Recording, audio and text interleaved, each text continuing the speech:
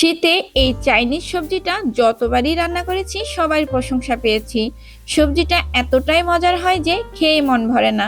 প্রিয় দর্শক, আসসালামু আলাইকুম। সবাইকে ওয়েলকাম করছি আজকের রেসিপি দেখার জন্য। এখন শীতকাল, বাজারে অনেক রকম সবজি পাওয়া যাচ্ছে, আর এই সবজি দিয়ে তৈরি করে দেখাবো হোটেল রেস্টুরেন্টের সবচেয়ে জনপ্রিয় চিকেন ভেজিটেবল, যেটা কিনা খেতে দারুণ মজার হয়। তাই আমাদের বাসায় প্রায় রান্না করি।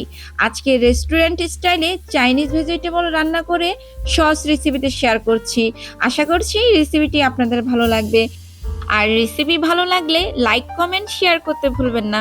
সেই সাথে আমার চ্যানেলটি সাবস্ক্রাইব করে পাশে থাকবেন। আর ফেসবুক পেজ থেকে দেখে থাকলে ফলো করে দিবেন। আজকের সবজি রান্না করার জন্য এখানে আমি ব্রোকলি নিয়েছি, সেই সাথে নিয়েছি ফুলকপি, আর নিয়েছি বাঁধাকপি অথবা পাতাকপি, যে যে নামেই চিনেন। সেই সাথে নিয়েছি ক্যাপসিকাম, পেঁপে, পেঁয়াজ, কাঁচামরিচ আর গাজর। এখানে আমি ব্রয়লার মুরগির চেস্টের একটা মাংসের টুকরো নিয়েছি, চাইলে লেগের অংশটাও নেওয়া যাবে। বাজারে অনেক রকম সবজি পাওয়া যাচ্ছে, তাই আমি সব সবজি নিয়েছি আমার পছন্দ মতো। এখানে আপনি সবজি কমিয়ে বাড়িয়ে নিতে পারেন। শুধুমাত্র গাজর, পেঁপে, ক্যাপসিকাম আর ফুলকপি দিয়েও এই সবজিটা রান্না করা যাবে, অথবা গাজর, পেঁপে, ক্যাপসিকাম দিয়েও এই সবজিটা রান্না করা যায়। তো যেহেতু হাতের কাছে সব সবজি পাওয়া যাচ্ছে, তাই আমি সবগুলো সবজি নিয়ে নিয়েছি। এবার সবজিগুলোকে আমি খুব ভালো করে ধুয়ে পরিষ্কার করে কিউব করে কেটে নিয়েছি। একটা জিনিস অবশ্যই খেয়াল করবেন, হোটেল রেস্টুরেন্টে কিন্তু সবজির কাটিংটা খুব সুন্দর করে কাটে। আমি ঠিক তাদের মতো করে কেটে নিয়েছি। এই চাইনিজ ভেজিটেবলটা সৌন্দর্য এবং টেস্টটা নির্ভর করে সবজির কাটার উপর। তাই সবজিগুলি কাটার সময় অবশ্যই আমি যেভাবে কেটেছি এভাবে কাটার চেষ্টা করবেন, তাহলে কিন্তু রেস্টুরেন্টের মতো দেখতে যেমন লাগবে ঠিক তেমনই খেতে ভালো লাগবে। আর প্রত্যেকটা সবজি আমি 1 কাপের মতো নিয়েছি, পরিমাপ অনুযায়ী 250 গ্রামের মতো হবে। এবার রান্না করে নিব। এর জন্য চুলায় একটা কড়াইতে 4 কাপের মতো পানি ফুটিয়ে নিয়েছি, আর ফুটানো পানিতে দিয়ে দিচ্ছি 1 চা চামচ লবণ। তারপর দিয়ে দিচ্ছি কেটে রাখা যে গাজর রেখেছিলাম গাজর, আর সে সাথে দিয়ে দিচ্ছি পেঁপে। এবার এগুলোকে নেড়ে চেড়ে মিশিয়ে ঢাকনা দিয়ে ঢেকে চুলার হিটটা হাই করে প্রায় 3 মিনিটের মতো সিদ্ধ করে নেব। 3 মিনিট পর গাজর আর পেঁপে যখন একটু সিদ্ধ হয়ে আসবে, এর মধ্যে দিয়ে দিচ্ছি ব্রোকলি, ফুলকপি আর বাঁধাকপি। বাঁধাকপি, ফুলকপি, ব্রোকলি দেওয়ার পর খুব ভালো করে নেড়ে চেড়ে এগুলোকে আমি 50%-এর মতো সিদ্ধ করে নেব। সবজিটা যদি 50% সিদ্ধ করে পানিটা ফেলে দেন, তাহলে সবজির যে কাঁচা স্মেল থাকে সেটা চলে যাবে। তবে খেয়াল রাখবেন সবজিটা যেন 100% কুক না হয়। এখন এগুলোকে নেড়ে চেড়ে চুলার হিটটা বাড়িয়ে দিয়ে ঢাকনা দিয়ে ঢেকে আমি প্রায় 4 মিনিটের মতো বয়ল করে নেব। 4 মিনিট পর সবজিটা অনেক কমে গেছে, আর 50%ও সিদ্ধ হয়ে গেছে। দেখে নিশ্চয়ই বুঝতে পেরেছেন আমি কোন লেভেলের সিদ্ধ করে নিয়েছি। এখন এগুলোকে চুলা থেকে নামিয়ে একটা স্ট্রেনারে ঢেলে পানিটা ঝরিয়ে নিব। একটা ফ্রাই প্যানে দিয়ে দিচ্ছি চিকেনের টুকরোটা। আপনি চাইলে চেস্টের অংশটা নিতে পারেন, আবার চাইলে যে কোনো অংশ নিতে পারেন। এবার প্রথমেই দিয়ে দিচ্ছি 3 কাপের মতো পানি। পানির পরিমাণটা একটু বেশি করে দিয়েছি, কারণ চিকেনটা খুব ভালোভাবে সিদ্ধ করে নিতে হবে। দিয়ে দিচ্ছি স্বাদ মতো লবণ। লবণ দেওয়ার পর দিয়ে দিব হাফ চা চামচ আদা বাটা, আর দিয়ে দিচ্ছি হাফ চা চামচ রসুন বাটা। বাটা মশলা দেওয়ার পর চিকেনের সাথে নেড়েচেড়ে মিশিয়ে আর ঢাকনা দিয়ে ঢেকে এখন খুব ভালোভাবে সিদ্ধ করে নিব, চুলার আঁচ একদম কমিয়ে। আমি প্রায় চিকেনটাকে 10 মিনিটের মতো সিদ্ধ করে নিয়েছি। চিকেনটাও খুব ভালোভাবে সিদ্ধ হয়ে গেছে, আর যে পানিটা রয়ে গেছে এটা আমরা পরে সবজিতে ব্যবহার করব। চুলায় একটা প্যান বসিয়ে দিয়ে দিচ্ছি 4 টেবিল চামচ সাদা তেল, আর দিয়ে দিচ্ছি পেঁয়াজের পাপড়ি। এখানে আমি বড় সাইজের 3টা পেঁয়াজকে পাপড়ি করে নিয়েছি। এখন পেঁয়াজের পাপড়িগুলোকে হালকা ভেজে নেব, জাস্ট সিদ্ধ হয় এরকম করে ভেজে নেব।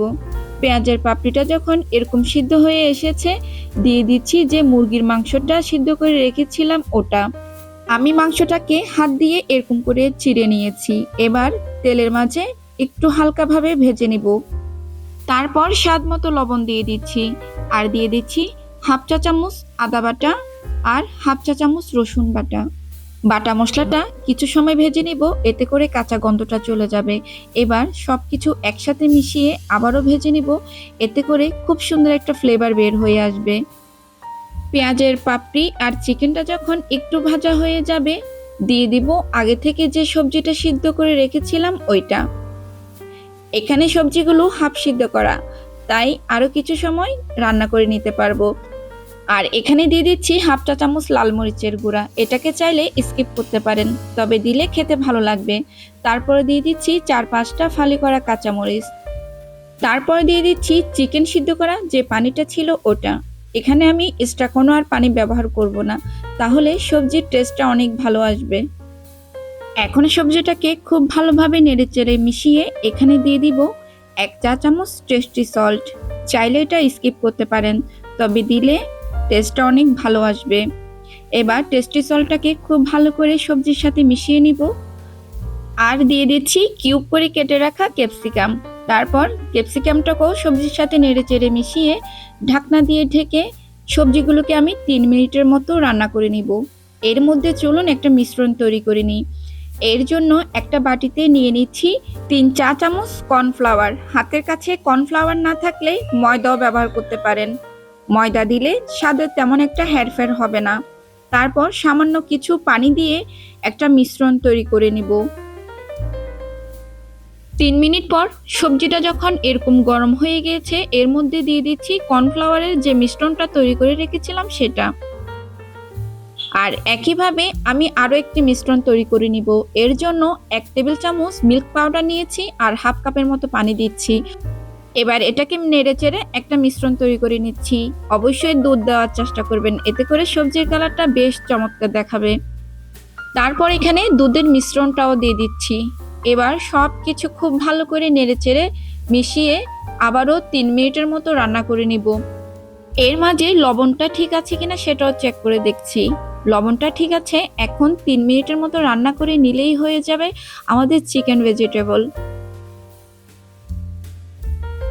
আজকের চিকেন ভেজিটেবল রান্না করা অলমোস্ট ডান। দেখতে কালারটা কতটা সুন্দর হয়েছে, আর সবজির রংটাও ঠিকঠাক আছে। এই চিকেন ভেজিটেবলটা খেতে রেস্টুরেন্টের চেয়েও অনেক বেশি ভালো হয়েছে। যেমন হয়েছে স্বাস্থ্যকর, তেমন হয়েছে টেস্টি। যারা বাসায় ট্রাই করবেন তাহলেই বুঝতে পারবেন। এই চিকেন ভেজিটেবল এমনিতেও খাওয়া যাবে, চাইলে ভাত, রুটি অথবা পোলাওর সাথেও পরিবেশন করতে পারেন। আর আমি সবজির গ্রেভিটা মিডিয়াম রেখেছি, আপনি চাইলে আরো ঘন বা পাতলা করতে পারেন। আশা করছি রেসিপিটি আপনাদের ভালো লেগেছে। রেসিপি ভালো লাগলে লাইক, কমেন্ট, শেয়ার করতে ভুলবেন না। সেই সাথে আমার চ্যানেলটি সাবস্ক্রাইব করে পাশে থাকবেন, আর ফেসবুক পেজ থেকে দেখে থাকলে পেজটি ফলো করে দিবেন। এতক্ষণ ধৈর্য সহকারে আমার ভিডিওটি দেখার জন্য আপনাদেরকে অনেক অনেক ধন্যবাদ জানাচ্ছি। আজকের মতো এখানেই বিদায় নিচ্ছি। দেখা হবে নতুন কোনো রেসিপির সাথে। সে অবধি ভালো থাকবেন, সুস্থ থাকবেন। আল্লাহ হাফেজ।